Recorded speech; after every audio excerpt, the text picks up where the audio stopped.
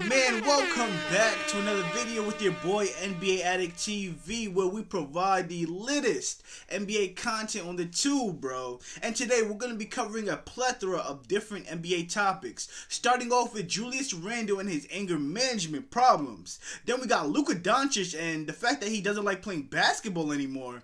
Who is the real MVP? And Ja Morant is back, ladies and gentlemen.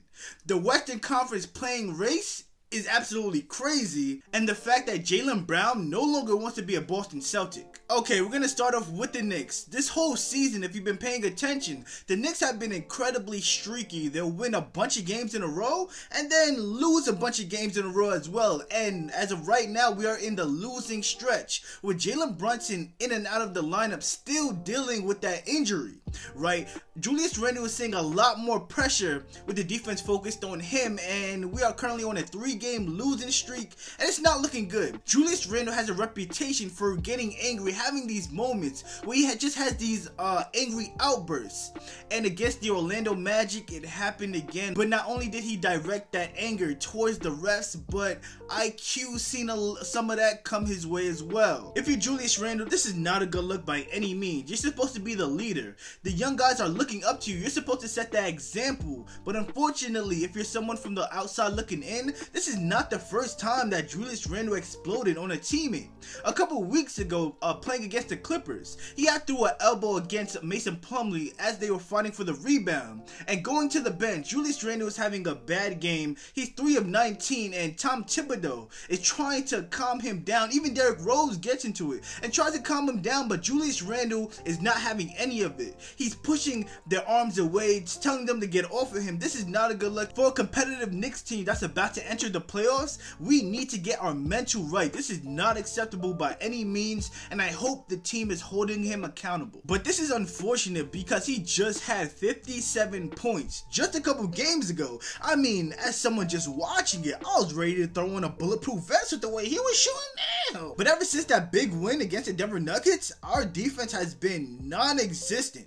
I mean, the opposing teams are walking to the rim, bro. Like, we have no rim protection at all, despite having Mitchell Robinson, which I like him, but I will say he's a bit overrated when it comes to being a rim protector.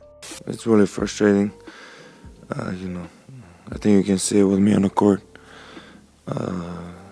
Sometimes I don't feel it's me, you know, just being out there. You know, I used to have really fun, smiling on court, but it's just been so frustrating, maybe for a lot of reasons, not just basketball. Luka fans, Dallas Mavs fans, everything in between, y'all should be panicking. Luka Doncic does not like being here anymore. He's not having fun playing basketball. He's not happy overall. Mark Cuban throw a strip club back in the locker room like they did in the 80s. Do anything to put a smile on this young man's face because he's not having it no more. Dallas Mavs lost to the Charlotte Hornets last night after being 16-point favorites. Okay, they lost to a team whose starting point guard is Dennis Smith Jr. I like Dennis Smith Jr. Okay, don't get it wrong. He wasn't a defensive anchor to start the season. Okay, but it's Dennis Smith Jr. regardless. You should not be losing to a team without Terry Rozier or Kelly Oubre.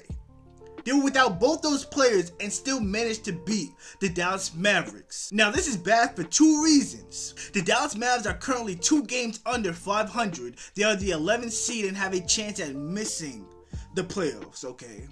Now, the second reason this is so bad for the Mavs is because what you traded for Kyrie Irving. You traded Dorian Finney-Smith. You traded Spencer Dinwiddie. You traded a 2027 second-round pick. You traded a 2029 first-round unprotected pick and a 2029 second-round pick. Mark Cuban, what are we doing? What are we doing? If we're being honest, this might be a blessing in disguise. Kyrie Irving isn't the player you want alongside Luka Doncic. You want somebody who's more of a two-way player that can play defense, you know, pick up for where Luka Doncic lacks. But even if the Dallas Mavs made the playoffs, they really ain't got no motion for real. That's a first-round exit, guarantee. Okay, so going into this offseason, I think the Dallas Mavs should let Kyrie walk, let him walk, pick up some bigs, do something, get Dwight Powell out of there. Okay, I said this on Twitter. I think they should go after some of the Detroit Pistons bigs because they got a surplus of them motherfuckers over there.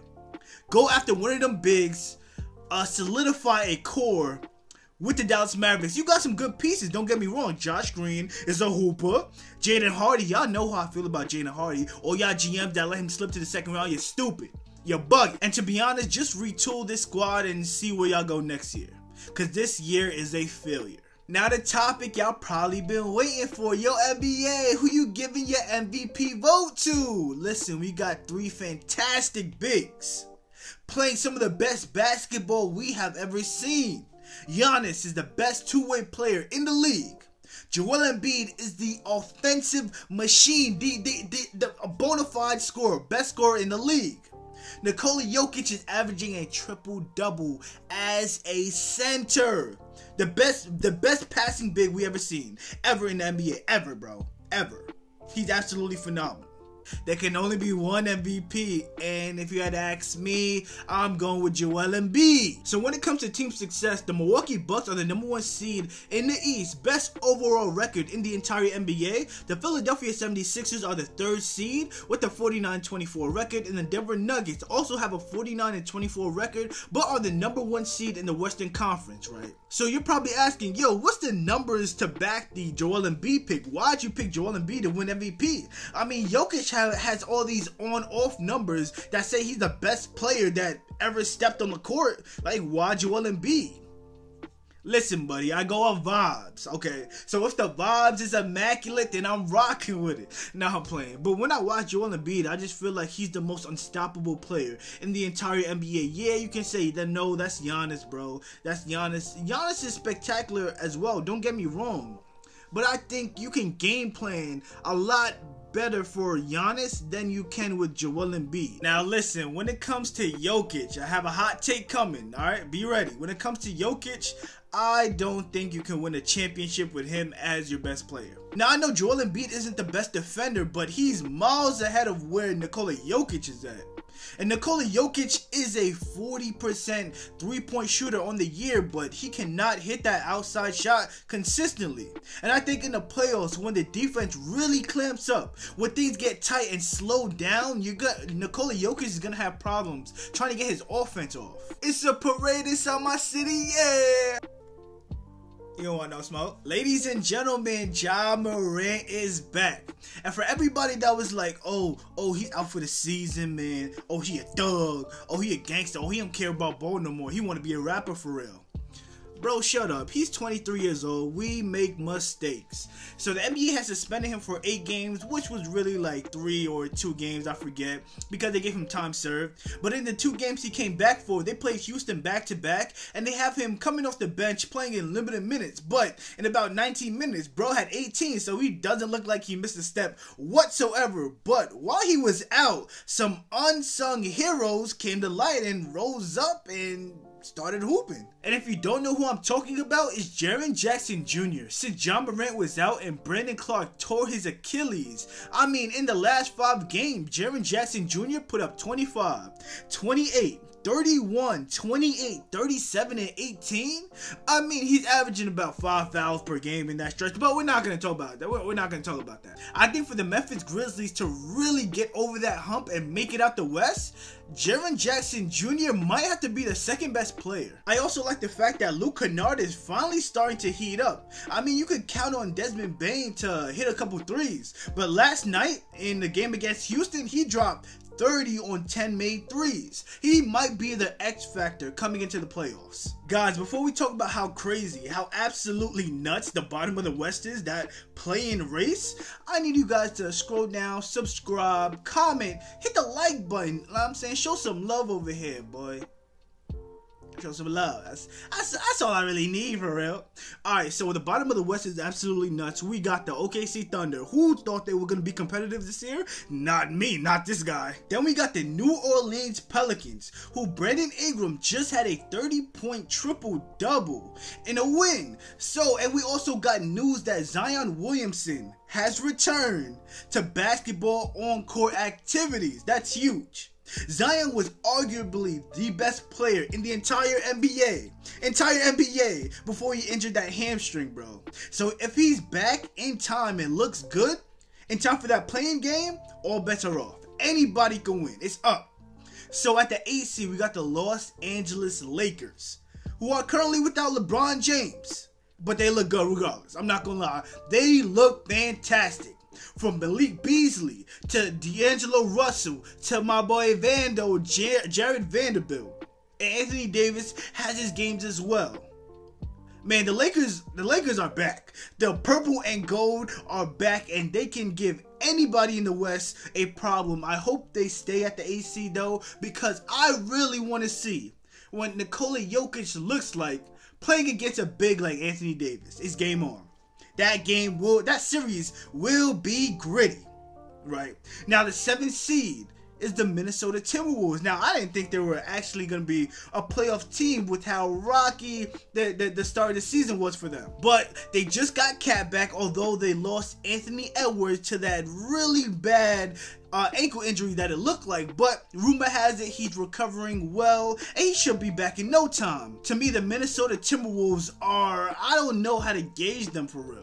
Because y'all know I'm not a fan of Rudy Gobert, Rudy Go-Ass, Rudy, whatever you want to call him, not a fan. I want to see how that coach reintegrates Cat and Anthony Edwards when he comes back with his team. But you know what I think isn't talked about enough is how deep this Timberwolves team actually is. They have Jaden McDaniels, who's a phenomenal two-way player. Taurean Prince be having his game. I mean, he just dropped 35 on my New York Knicks, bro. You guys know I love me some Naz Reid. Fun fact, Naz Reid used to follow me on Instagram back when he was in high school. Yes, Naz Reid is tapped in, bro. Naz Reid tapped in. But I'm a big fan of Naz Reid. I do think he's an incredibly skilled and underrated big, bro. I like how he developed his game. He was a little, I don't think you could keep him on the court the last couple years, but now he can literally score from anywhere on the court. I mean, he's incredibly dynamic. They also got Jalen Noel and Kyle Anderson, very solid players, and Mike Conley brings stability to the point guard position. I really like what they got going on over there, outside of Rudy Go-Ass. They should have kept Jared Vanderbilt, if we're honest. Like, come on, bro. Alright, NBA addicts, last topic of the day. Celtics fans, y'all should be panicking just as much as Dallas Mavericks fans, because Jaylen Brown is done. He's up. It's up. He don't like y'all city no more.